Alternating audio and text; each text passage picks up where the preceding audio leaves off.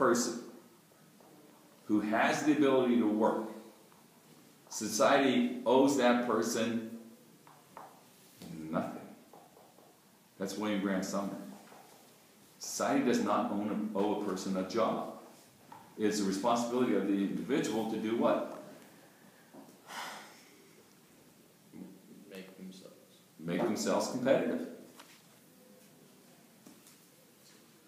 That's right. You know what? There are setbacks in life.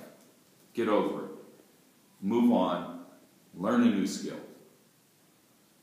You know, I know you're an old dog. Learn some new tricks. Make yourself employable. Because if we have this government assistance, then we create this whole culture of dependency.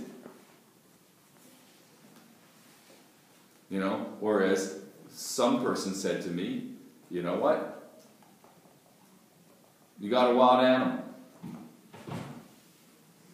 And you start feeding the wild animal in your backyard. What happens after it?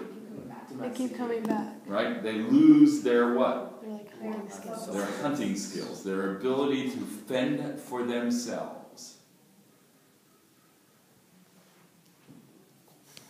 That's exactly what happens. Right? I had a guy tell me that. Right?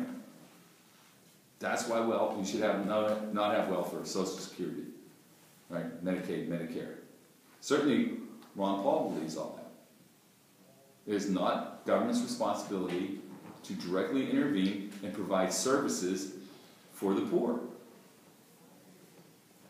You know, why should my tax dollar go to help pay for child care, Head Start, right? Transportation, housing? It's not my responsibility. I work hard for my money. Government's going to come in and take away my property, my hard-earned property, right? And take away my decision-making, right? My freedom to decide what to do with my property, right? It's taking that money and they're saying, we know how to best do what? Use your money and spend your money, right? All you have to do is hear people say this on the campaign trail all along. It's in very, you know, it runs deep in America. I mean, Americans believe this. Are there any tissues? I guess in the front office. Right? I mean, we do believe in competition. We really do. You know, we are kind of like hardwired for social Darwinism, Protestant work ethic. We believe in the rags to riches stories of Horatio Alger. We believe in that. Sure we do. So when people were on the campaign trail saying, you know, that we need to limit government and we need to go back to unrestrained capitalism, that's what they're talking about. Limit government's involvement in my life, my financial life basically, right? My labor life. My salary, my wages, the money I take home. Don't tell me how to do it. And then businesses say for government not to do what?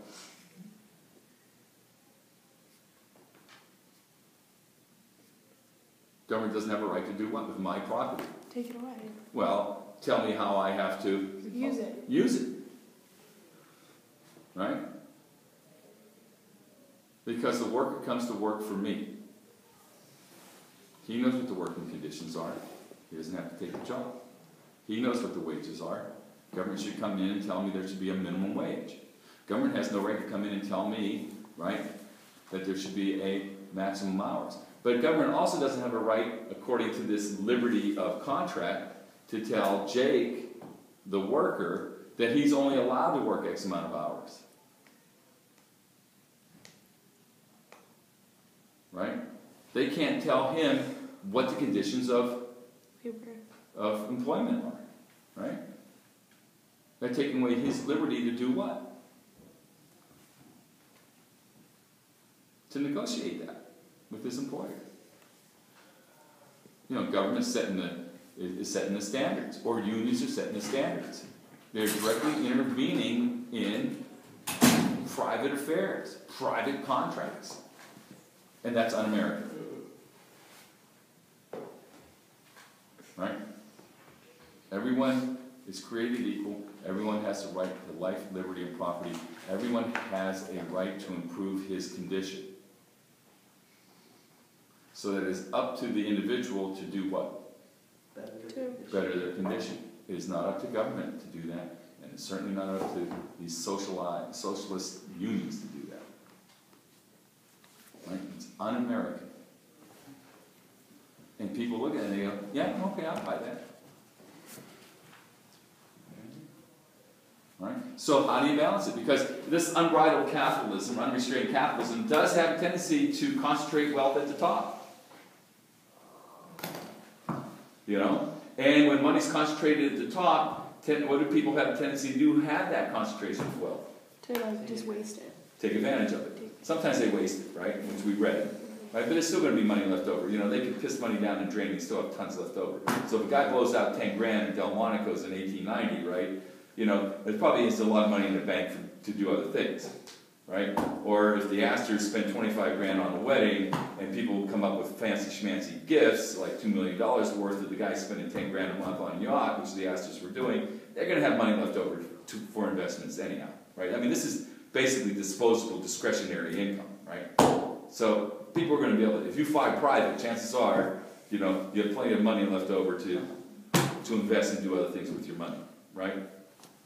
So, but where it ends up being bad is, where do they also influence stuff? Where's the influence? Where's the threat to democracy? That's right. So where one man's vote actually means more than 100,000 votes. Why? Funding. Right. Because you can buy politicians. Right? You can buy legislation. You could hire people to write legislation and hand it over to a legislator or a governor to tell them to introduce this legislation. You can do that, and that's what happened in Wisconsin. Right, the Koch brothers financed this guy, Governor Walker's campaign. Right, the vast majority of money that went to the Republican Party in Wisconsin was money from out of state. Because you could do that.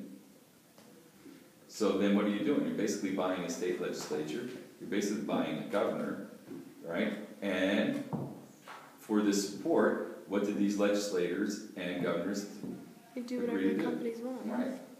Exactly. Okay?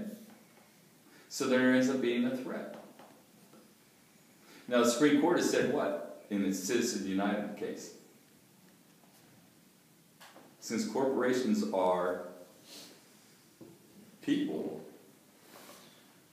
right, and money's sort of property, you should be able to do what with your property? Do whatever you want. Well, spend it any way you want.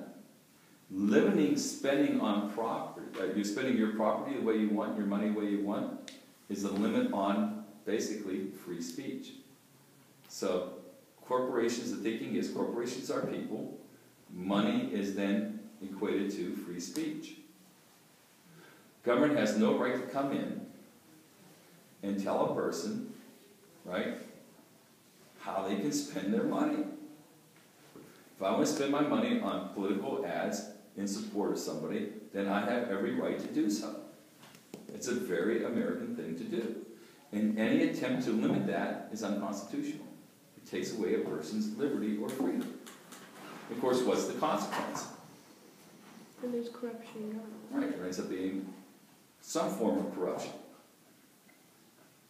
Right? That's why you have lobbyists to influence. All right? That's why you have these, what are now called super PACs, to buy airtime, right? Generally to not get the message out of the person that you're supporting, but generally to do what? What do most of these super PACs do with their money? Bash. They bash the other guy's negative ad campaigns. Right? They bash the other guy. You know. I mean, there must be a